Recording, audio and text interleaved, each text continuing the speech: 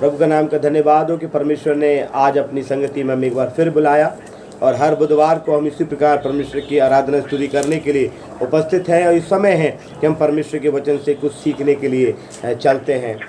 मैं एक बात बताना चाहता हूँ, कहानी से शुरुआत करता हूँ कि एक बार वचन में लिखा हुआ है, अय्यूब की किताब में इस प्रकार लिखा हुआ है कि एक बार परमेश्वर की मुलाकात शत्रु यानी कि शैतान से हुई और शैतान से परमेश्वर ने एक ही बात पूछी। उसने पूछा कि तू कहाँ से आता है। उसने बताया मैं इधर उधर घूमते घामते डोलते डालते आया हूँ। उसके बाद दूसरा परमेश्वर ने पूछा क्या तूने मेरे दास अय्यूब पर ध्यान दिया है, क्योंकि उसके समान खरा सीधा परमेश्वर का भय मानने वाला बुराई से दूर रहने वाला और कोई नहीं। तो उसने एक शब्द बोला, क्या तूने मेरे दास पर ध्यान दिया है। इट मीन्स परमेश्वर बड़े घमंड के साथ अय्यूब के विषय में बात कर रहा है और वो कह रहा है ये मेरा है। ये किसका है?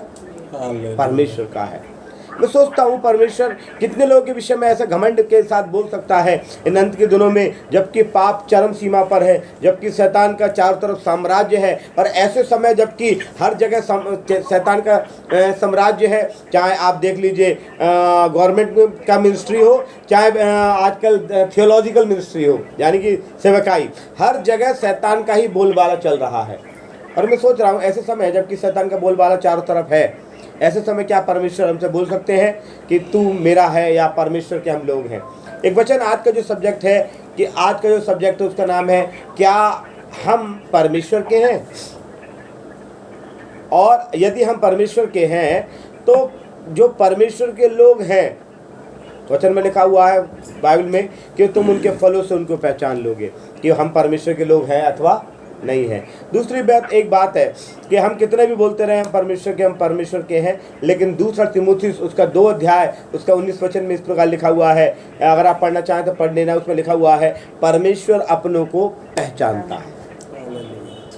हम कितना भी लोग बोल दें हम प्रभु के लोग हैं, हम प्रभु के लोग हैं, लेकिन आजकल कलीसिया का नाम भी कुछ लोगों ने ऐसा प्रिंटेड कराया हुआ, रजिस्टर्ड कराया हुआ है कि मैंने देखा था कि गॉड्स पीपल मिनिस्ट्री। मैंने इसका मतलब कि सारी मिनिस्ट्री और कोई मेरे गॉड्स पीपल का मतलब प्रभु के लोग हैं वो।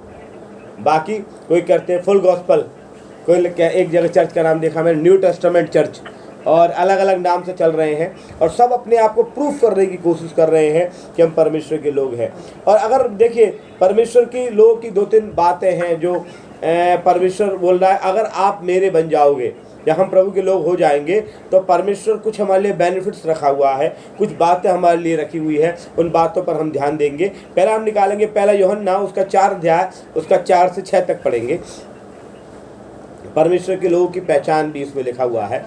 यूहन्ना की पत्री उसका पहली यूहन्ना की पहली पत्री और उसका 4 अध्याय उसका 4 से लेकर 6 तक पढ़ेंगे हम। हे बालको परमेश्वर के हो, लिखा हुआ है हे बालको तुम परमेश्वर के हो। परमेश्वर आपसे बातें करना चाहता है, प्रभु तमाम देखने वाले सुनने वालों से बात करना चाहता है। और परमेश्वर कह रहा है, एक उसका वायदा है कि आप और मैं परमेश्वर के हैं और तुमने उन पर जय पाई है। और तुमने उन पर उनका मतलब संसार की अभिलाषाओं पर जय पाना। जो संसार की अभिलाषाओं पर जय पाए हुए हैं वही परमेश्वर के लोग हैं, अन्यथा सब नामधारी है। हो सकता है मेरा नाम सैमुअल सिमोन है, किसी का नाम हरिराम होगा, लेकिन हरिराम या राम मूर्ति परमेश्वर जय पाया हुआ हो, लेकिन सैमुअल सिमोन या कोई एंड्रूज आई डोंट नो, मुझे नहीं मालूम आपके क्या नाम है सुनने वालों के देखने वालों के। बट मैं बताना चाहता हूँ कि अगर किसी का इंग्लिश नेम है तो सोचेंगे ये तो परमेश्वर का आदमी है, लेकिन पता चला परमेश्वर का आदमी है लेकिन फिर भी बहुत अच्छा शराब पीता है, गाली बकता है और क्या नाम है क्या नाम है ऊधम मचाता है। और बाइबल क्या बताता है कि हे बालको तुम परमेश्वर के हो और तुमने उन पर जय पाई है, क्योंकि जो तुम में है वो उसमें जो संसार में है बड़ा है। इसका मतलब पहले हमारे अंदर क्या था? बुराइयां थी, पाप थे, वो संसार की अभिलाषाएं थी। और बपतिस्मा लेने के बाद पानी में वो हम एक कब्र में दफना कर हम बाहर निकले एक नया जन्म पाए हुए बच्चों के समान। और अब हम संसार में जीवन बिताने के विषय में परमेश्वर आगे क्या कहता है? वे संसार के हैं, वे संसार के हैं दूसरे लोग, इस कारण वे संसार की बातें बोलते हैं। वे संसार के हैं तो परमेश्वर ने चिन्ह बताया कि जो परमेश्वर के लोग हैं इसका मतलब परमेश्वर की बातें बोलेंगे। वे संसार की बातें बोलते हैं, आप नहीं बोलते। इट मीन्स आपका परमेश्वर ने एक साइन बताया है कि आप संसार की बातें नहीं बोलते, संसार के से चाल नहीं चलते, संसार की बातें नहीं बोलते।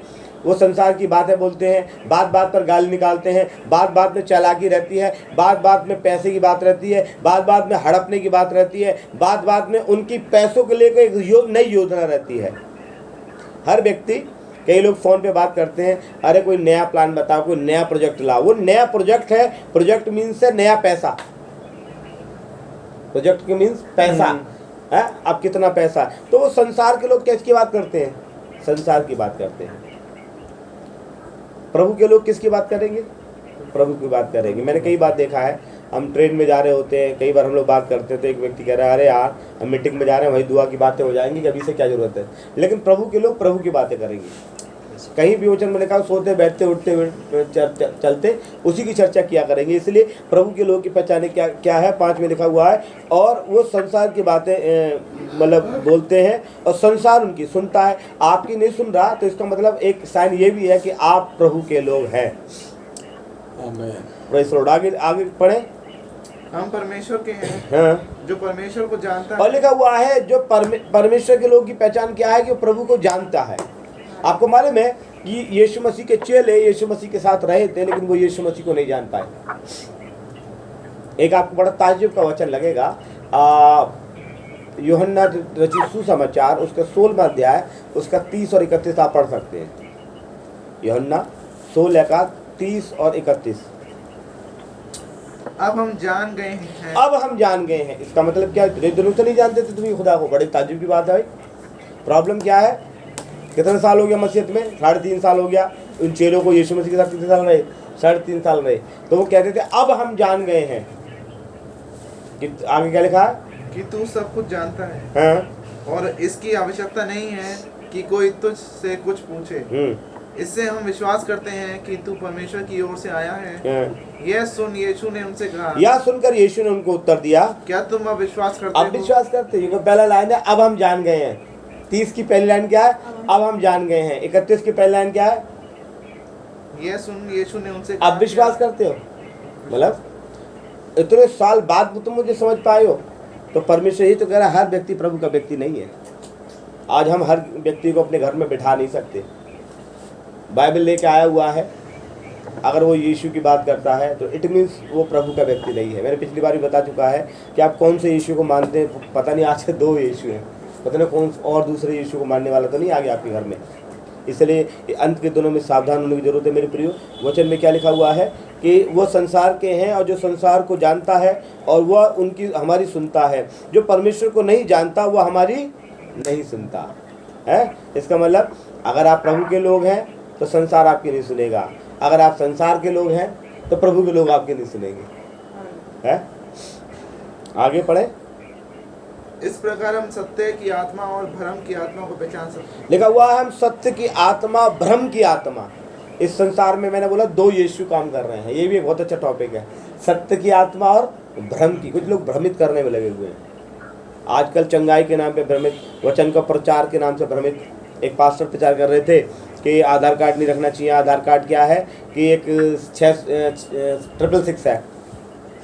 थोड़ी देर बाद मैंने पास्टर से बात किया। मैंने बोला पास्टर जी क्या आपका रिजर्वेशन वगैरह हो गया? क्या हाँ हो गया।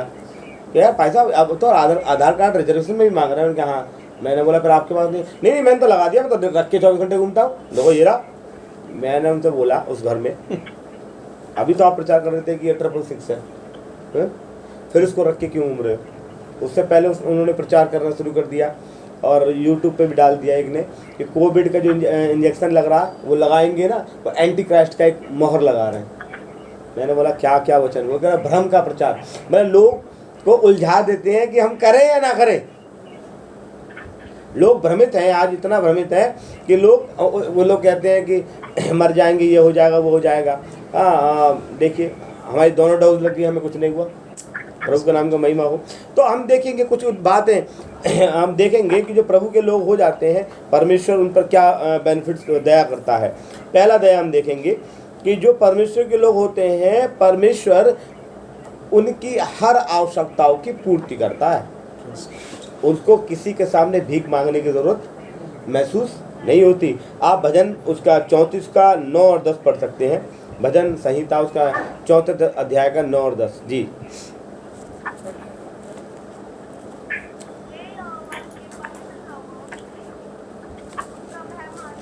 लिखा हुआ है, हे यहोवा के भजन संहिता 34 का 9-10 पढ़ो बेटा।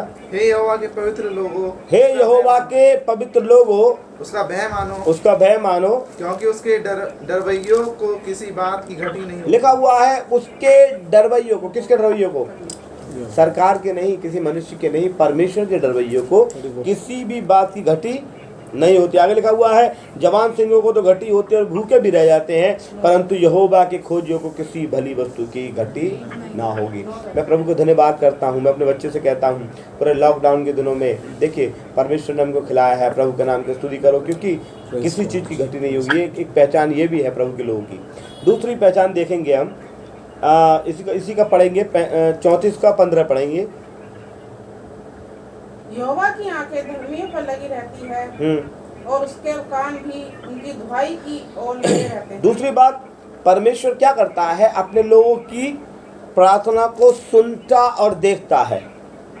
मिस्र लोगों के विषय में परमेश्वर लिखा हुआ है कि मिस्र में इस्राएल लोग पड़े हुए थे, तो उन्होंने बोला मैंने उनकी समस्या को, उनकी चिल्लाहट को सुना है, उनकी समस्या को देखा है, अब मैं उतर आया हूँ। तो इसका मतलब क्या लिखा हुआ है? परमेश्वर उनकी सुनता है और देखता है।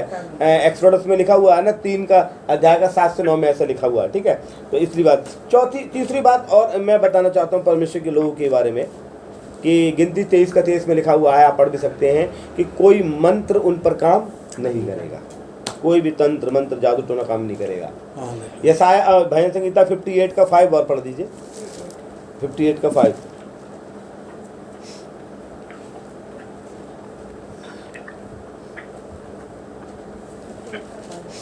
और सपेरा कितना भी निपुणता से क्यों ना मंत्र वचन में लिखा हुआ है, सपेरा कितनी भी निपुणता से क्यों ना मंत्र पढ़े तो भी उसकी नहीं सुनता। इट मीन सपेरा लिखा हुआ है, और जो ग्रीक बाइबल में उसका तर्जुमा आया है वो इस प्रकार लिखा हुआ है कि कितना भी मतलब काबिल व्यक्ति, जैसे कोई बहुत बड़ा पादरी, बहुत बड़ा तांत्रिक, सपेरा मीन्स तांत्रिक से है यहाँ पे। सपेरा मीन्स तांत्रिक से है। एक मैं प्रभु के मैं एक बात बताना चाहता हूँ कि रिनहर्ड बॉन्के, एक प्रभु के बहुत बड़े दास थे, रिनहर्ड बॉन्के, जर्मन के थे और इंडिया में भी आ चुके हैं। 1994 में आ चुके हैं, इंडिया में 2 बार आ चुके हैं वो। 1994 में आए थे वो, और बहुत बड़ी सभा थी, 2.5-3 लाख की सभा इंडिया में। रिनहर्ड बॉन्के को परमेश्वर ने दर्शन दिया कि आप जाइए और अफ्रीका में काम कीजिए, और वो नाइजीरिया, युगांडा और तमाम अफ्रीकन कंट्री में वो काम करते रहे।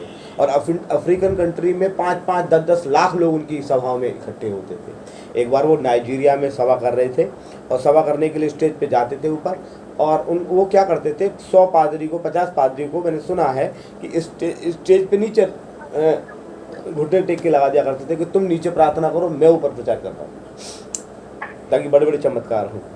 और वो उनका कहना है, रिनहर्ड बॉन्के का, कि आधा घंटा पास्टर अगर प्रचार करने की सोचता है कि मैं किसी सभा में आधा घंटा बोलूं, तो कम से कम 3 घंटे उसके लिए दुआ करें, और 1 घंटा प्रचार करना तो 6 घंटे दुआ करें, तभी उनका सफल होगा। नहीं तो वो बोल के आ जाएगा और लोग सुन के बैठ जाएंगे, कोई बदलाहट नहीं होगा। तो रिनहर्ड बॉन्के जी ने क्या किया कि वो नाइजीरिया में गए प्रचार करने के लिए। तो वो जैसे प्रचार करने के लिए मुँह खोलने वाले थे, वहाँ के तंत्रिकों ने क्या किया, मैं किताब दिखा दूंगा, मेरे पास रखी हुई है। उन्होंने क्या किया तांत्रिकों ने कि ऐसा मंत्र फूका, ऐसा बोलेंगे कि उनके जीभ मतलब मुंह रुक गया। अब वो कोशिश करें निकालने की, आवाज़ ना निकले, बहुत परेशान हो गए, बहुत परेशान हो गए। फिर उन्होंने अन्य भाषा अंदर अंदर बोलना शुरू कर दिया। और वचन में उसमें किताब में लिख रहा था, किताब का नाम था अग्नि के द्वारा सुसमाचार प्रचार। मेरे पास अभी होगी शायद, या कहीं से मैं ला के दे सकता हूँ आपको, या किसी पास्टर पे मिल जाए, आप जरूर इस पुस्तक को पढ़ें, अग्नि के द्वारा सुसमाचार प्रचार। ये सन 2000 में निकली थी इंडिया में। तो हुआ क्या कि जैसी वो अन्य भाषा अंदर से बोलने लगे वो, और जितने भी तांत्रिक थे वो जलने लगे, उनमें आग सी लगने लगी। वो घबरा गए, सारे आ गए, लोटे मारने लगे, चीखने लगे कि अरे रिनहर्ड बॉन्के, तूने कौन सा तंत्र मंत्र मारा है कि हम परेशान हो गए। उसने बोला मैं, फिर एकदम से परमेश्वर उनको जुबान खोल दी। उन्होंने बोला बस मैं स्तुति कर रहा हूँ प्रभु, और मालूम है क्या है, वास्तव में परमेश्वर पे कोई तंत्र मंत्र के लोगों पर काम नहीं कर सकता। वचन में लिखा हुआ है सपेरा यानी कि तांत्रिक कितनी भी निपुणता से मंत्र पढ़े, निपुणता से लिखा हुआ है, कितना भी सोच समझ के निपुण काम करे। इसलिए ये तो सोचना भूल ही जाना, क्योंकि मसीह लोगों को, जो प्रभु के लोगों को तंत्र मंत्र और नज़र गुजर और ये सब तो क्या नाम है, इन सब विषय में तो सोचना ही नहीं चाहिए। मसीह लोगों को क्या करना, जो मसीह में आ गए, यीशु मसीह को समझ गए, उनको इन सब बातों पर तो गौर करना ही नहीं चाहिए। कौन सी बातों पे? जो संसार के लोग और संसार के मसीह लोग करते हैं। संसार के मसीह लोग क्या करते हैं, आज भी शादी विवाह होते हैं उनके, वही सारे कर्म होते हैं जो अन्य जाति कर्म करती है, वही सारे कर्म करते हैं, तो फर्क उन पर कोई नहीं है। बाइबल में क्या लिखा हुआ है, इब्रानियों में अगर हम पढ़ेंगे, इब्रानियों 6:1 पढ़ें।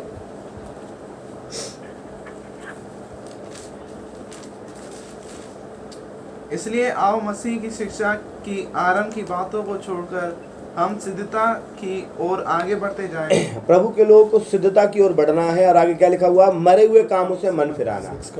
मरे हुए कामों से क्या करना है? अब मरे हुए काम का मतलब क्या है? कि आज पूर्णमासी है, कि आज ये चंद्रमा है, कि आज कभी कभी क्या होता है कि वो होता है ना कि आज खाना मत खाना, आज क्या है, क्या नाम है, वो चंद्रग्रहण सूर्यग्रहण पड़ता है, तो बहुत से लोग कहते हैं, और अन्य धर्म में तो कहते हैं कि गर्भवती महिलाएं कुछ काटे नहीं, आदमी बीड़ी पिए नहीं समथिंग कुछ ना कुछ धारणाएं बना रखी है। लेकिन वचन क्या बता रहा है कि हमें मरे हुए कामों से क्या करना है? मन फिराना है। आज भी मसीह समाज में भी बहुत सी मिथ्याएं हैं, मसीह समाज में भी बहुत सी मिथ्याएं हैं। इन मिथ्याओं को तोड़ना है। हम प्रभु के लोग हैं। हालेलुया। मैं कभी कभी सोचता हूँ, एक व्यक्ति ने बोला तुम तो ऐसी बात कर रहे हो जैसे तुम ईसाई नहीं हो। तो मैंने बोला कौन कह रहा मैं ईसाई हूँ? हम मसीह के हैं भाई, और मसीह मेरा है। पौलुस ने कभी भी नहीं किसी का नाम नहीं लिया। पौलुस ने बोला मैं प्रभु की ओर से आया हूँ, किसी मनुष्य के द्वारा रिकॉग्नाइज नहीं हूँ, किसी मनुष्य के द्वारा रिकॉग्नाइज नहीं है।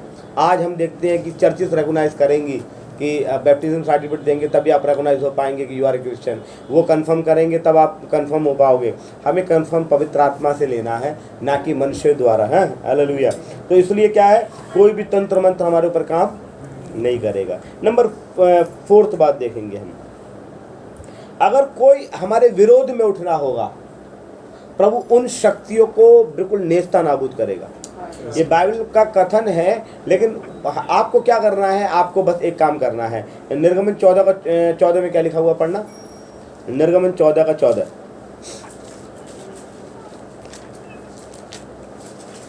क्या है, पढ़े। यहोवा आप ही तुम्हारे लिए लड़ेगा, इसलिए तुम चुपचाप रहो। ऐसा लिखा हुआ है, यहोवा आप ही तुम्हारे लिए लड़ेगा, इसलिए तुम क्या करो? चुपचाप रहो। चुपचाप रहो। इसको प्रभु ने ये क्यों बोला तुम चुप रहो? इसका मतलब तुमने अपनी जिम्मेदारी मुझे छोड़ दी है। इसलिए कई बातों में मैंने देखा है, हमारे शहर की और बहुत सी बातें हैं, कभी कभी बहुत सी बातें मेरे विरुद्ध उठती है, मैं शांत हो जाता हूँ। मुझे मालूम है मेरा परमेश्वर मेरे लिए लड़ रहा है। मैं कुछ तिगड़म लगाने लगूंगा, वो मेरी बुराई कर रहा है, मैं उसकी और बुराई मतलब ढूंढूंगा, या क्या कहेंगे वो कुछ कर रहा है तो मैं सोचूंगा कि और हाईलाइट करूं, तो वो हाईलाइट करने वाला परमेश्वर है। परमेश्वर कह रहा है तुम शांत रहना, मैं तुम्हारी ओर से लड़ूंगा। बहुत बड़ा मैसेज है ये, है? और मालूम क्यों? उत्पत्ति 50:20 देखना, उत्पत्ति 50:20।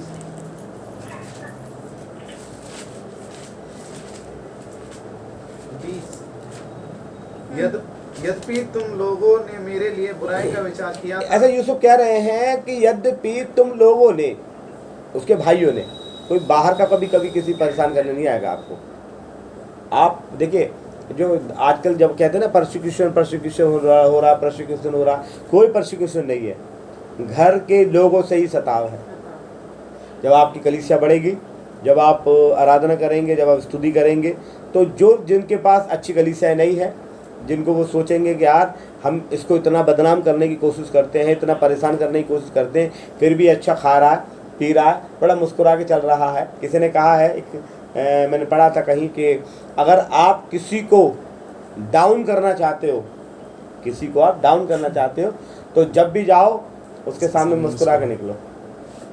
है एक ने एक और मैंने कहीं मतलब सुना था कहीं महफिल में, तो उसने बोला अरे तुम बड़े शांत शांत से रहते हो, क्या बात है? अरे कि मुझे ये टेंशन है, ये टेंशन है। किसकी वजह से टेंशन है? कि फला की वजह से कि तुम स्टेटस डालते हो ना तो बड़े आनंद वाले डाला करो या मुस्कुराते हुए चेहरा डाला करो। जितना आप मुस्कुराते हुए चेहरा डालोगे उतना वो व्यक्ति परेशान हो जाएगा निश्चित रूप से, क्योंकि उसका जो उसको प्रॉब्लम आपसे नहीं है, आपकी खुशी से है, आपकी तरक्की से है, आपकी मोटर गाड़ी से है, आपके भरे हुए पेट से है, आपकी चेहरे की खुशी से है, सुंदरता से है। इसलिए वो क्या करेगा, वो व्यक्ति तिलमिला जाएगा, यार ये किस कैसे है। और हमेशा एक बात और मैं बताना चाहता हूँ, बोल रहा हूँ, ऑनलाइन इसको बोलना पड़ रहा है मुझे, कि एक ट्रक पे लिखा हुआ था, मैं जा रहा था एक बार, तो एक ट्रक पे लिखा हुआ था कि अपनों से सावधान, गैरों से निपट लेंगे। ट्रक पे अच्छी अच्छी बातें लिखी होती है, और ऐसा लिखा हुआ है, एक वचन में भी लिखा हुआ है, ओल्ड टेस्टामेंट में भी लिखा हुआ है, न्यू टेस्टामेंट में भी लिखा हुआ है कि तेरे बैरी तेरे घर के लोग ही होंगे, कभी बैरी बाहर के नहीं होते। लिखा हुआ है तेरे बैरी तेरे घर के लोग होंगे। तो इसलिए क्या लिखा हुआ है कि यूसुफ के घर के लोग उसके बैरी थे। पढ़ेंगे, उसको पढ़ेंगे। अगर आप पढ़ना चाहते हो तो मैं पढ़वा भी सकता हूँ। मीका में लिखा हुआ, मीका उसका 7 अध्याय का 6 वचन, 6 और 7 वचन। मीका 7 अध्याय का 6 और 7। क्योंकि पुत्र पिता का अपमान करता और बेटी माता की और बहू सास के विरुद्ध उठती है। मनुष्य के शत्रु उसके घर के ही लोग होते हैं। मनुष्य के शत्रु उसके घर के ही लोग होते हैं। इसलिए आप ये सोचो कि कोई बाहर से दुश्मन आएगा, बाहर से दुश्मन पैदा करने की जरूरत नहीं है। बाहर तो आपके शुभ चिंतक है। आप देखना कि अगर आप फेसबुक भी चलाते हैं, फेसबुक पे अपने फ़ोटो डालेंगे तो बाहर के जितने लोग लिखेंगे वो लेंगे nice pic, nice couple, blessed family, सब कुछ। और जो आपके परिवार का ही होगा, जो उस ग्रुप में होगा, वो कभी ना लिखेगा। एक आजमाने वाली बात देखना मेरी बात, वो कभी ना लिखेगा।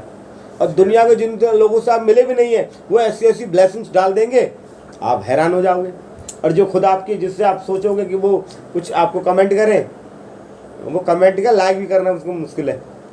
ठीक है, परेशान है। तो इसलिए क्या लिखा हुआ है आगे, बड़ा अच्छा वचन है, लिखा हुआ है मनुष्य के शत्रु उसके घर के ही लोग होते हैं। 7 पढ़ो, मुझे बड़ा पसंद है। परंतु मैं यहोवा की ओर ताकता रहूंगा, परंतु मैं यहोवा की ओर ताकता रहूंगा, मैं अपने उद्धारकर्ता परमेश्वर की बाट, मैं अपने परमेश्वर की बाट जोता रहूंगा। परमेश्वर मेरी सुनेगा। मैं दुनिया के चक्कर में कर रहा हूँ। इसलिए यहोशू की बात हम करेंगे। पढ़ें यहोशू की बात।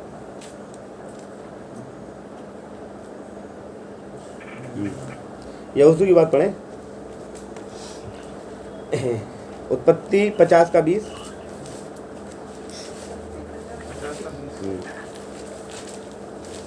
उत्पत्ति 50 का 20। यद्यपि तुम लोगों ने मेरे लिए बुराई का विचार किया था, लिखा हुआ है यद्यपि तुम लोगों ने मेरे लिए क्या किया था, बुराई का विचार किया था, परंतु परमेश्वर ने उसी बुराई को भलाई में बदल दिया। ये परमेश्वर के लोगों के लिए परमेश्वर की ओर से गिफ्ट है, ये दान है, ये परमेश्वर का प्रेम है।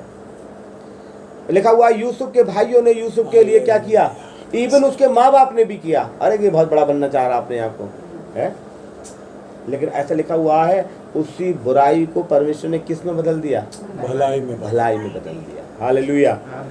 मैं बड़ा प्रभु को धन्यवाद करता हूँ। ये बात मेरा बेटा परसों की बात है, कल की बात है।